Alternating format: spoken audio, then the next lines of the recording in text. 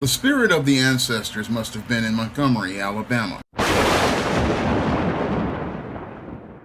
Now available in paperback and e-readers, John Haynes, Godbreaker. The man who rules the world takes on the Asgardian god of thunder in this action-packed, all-new John Haynes series adventure. Get your copy of John Haynes, Godbreaker in paperback and e-readers at online booksellers everywhere. There was a brawl on the Montgomery riverfront in Montgomery, Alabama. And in this incident, which took place at the Montgomery riverfront, a black security guard was looking to remove a boat that had been illegally parked there.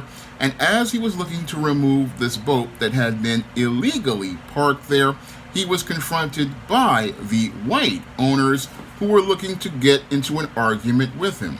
And as this argument between the black security guard and the white owners escalated, it eventually turned physical, and these white individuals looked to go out here and start fighting with him, and eventually other whites came in, forming a mob looking to overpower and overwhelm the black guard, who was just looking to do his job in trying to police the riverfront so that a river boat that was giving a tour could dock so passengers could depart from the ship.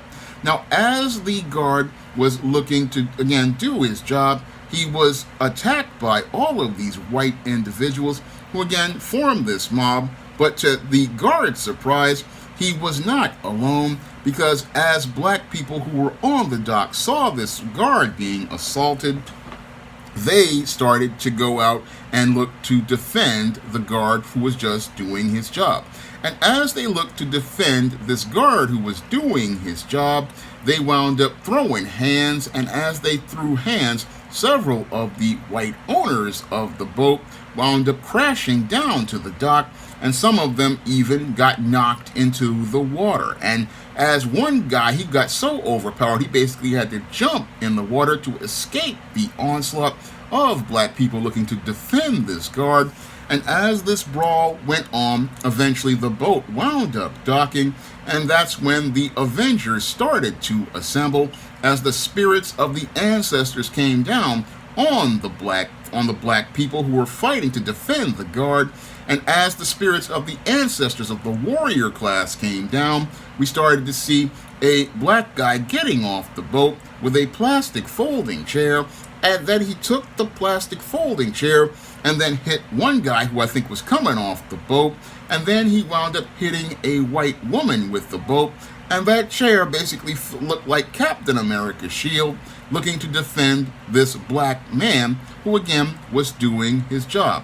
Now, this whole incident that took place down at the Montgomery riverfront is very different than what we used to hear about Montgomery, Alabama during the dark days of Jim Crow, because during the dark days of Jim Crow, black people would not have been acting to defend another black person.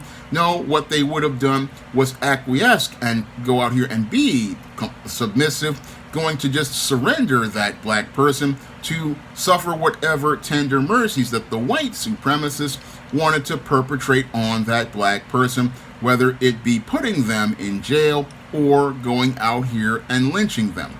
But we see that today's black people don't have that docile, submissive spirit that we were conditioned with as related to slavery.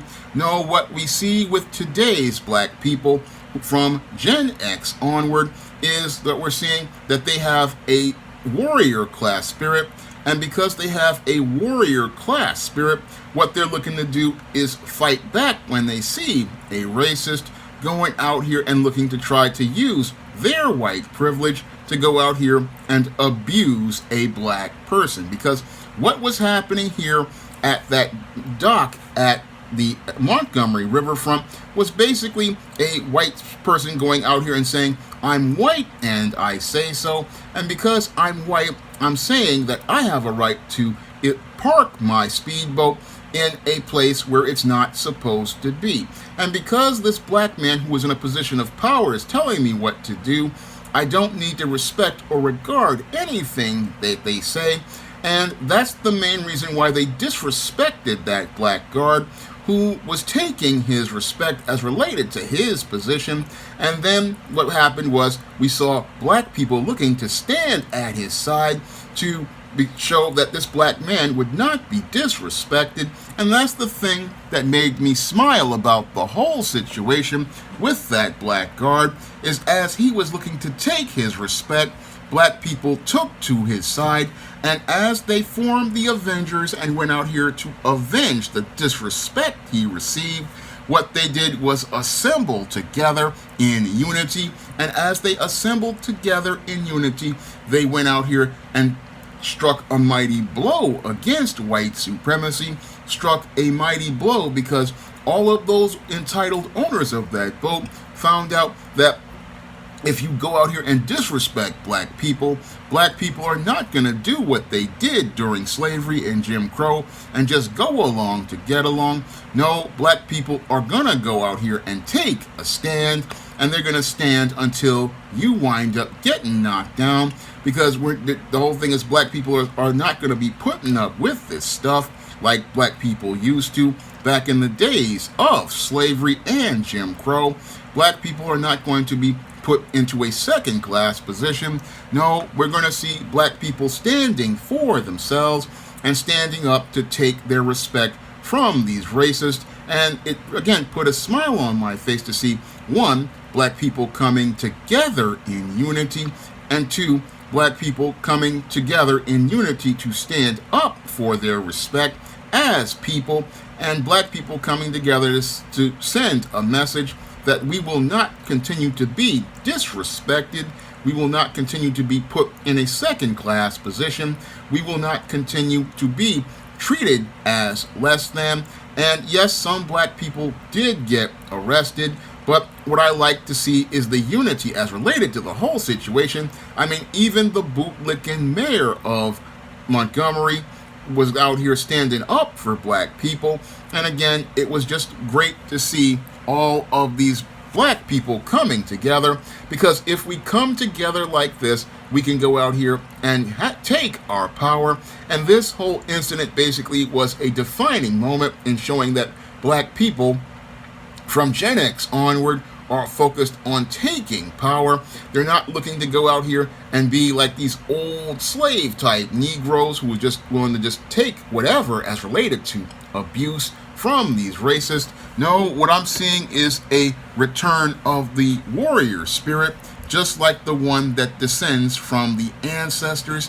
What I'm seeing is a return to the warrior class, and this is the way black people need to stand up, because the only way you're going to get respect as related to this white supremacist system is if you go out here and take it.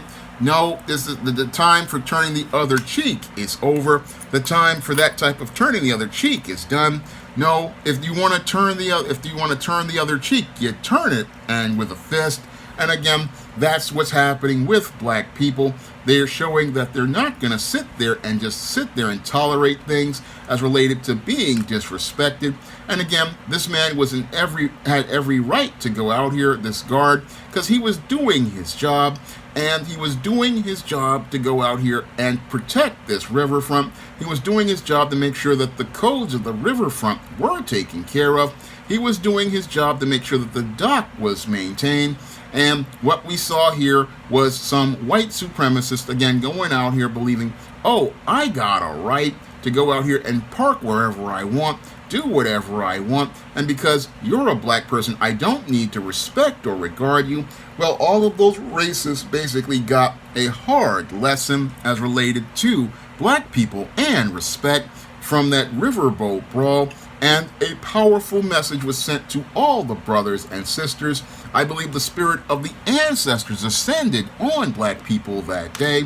I believe the spirit of the ancestors came down as related to that entire incident and sent a powerful spiritual message to all of the brothers and sisters that we need to go out here and stand up like warriors. I mean, I'm seeing a trend as related to the way black folks turned up with George Floyd back in 2020, and then I see this incident right here, and I see that there's a complete change as related to the way black people are, and that the games that the white supremacists played back during slavery and Jim Crow are gonna be over, because we're seeing that there are black people who are not interested in being bootlicks, black people who are not interested in being slaves, black people not interested in being clowns, and black people looking to go out here and take the lead, black people looking to go out here and stand up for themselves. That's what this Riverboat Brawl basically showed me. It showed me you're dealing with a new generation of black folks, a new generation of black folks who are looking to take their power, a new generation of black folks who are not going to go out here and toe the party line or the status quo, a new generation of black folks who are not going to settle for being abused. That's what was shown to me with this Riverboat Brawl. I saw people fighting for black dignity, fighting for black self-respect, and what I saw on the boat in another viral video that was on a news channel was people praising this guard and clapping and applauding. I saw people supporting this black man as he was taking power. I saw black people out here again showing the kind of solidarity that I used to see back when I was a little boy, back in the remnants of the civil rights movement and the black power movement. I saw that type of pride and confidence, and I like to see more of that, because the more you stand up for yourself, the more you can stand out as black people and stand up to get the power you've always had.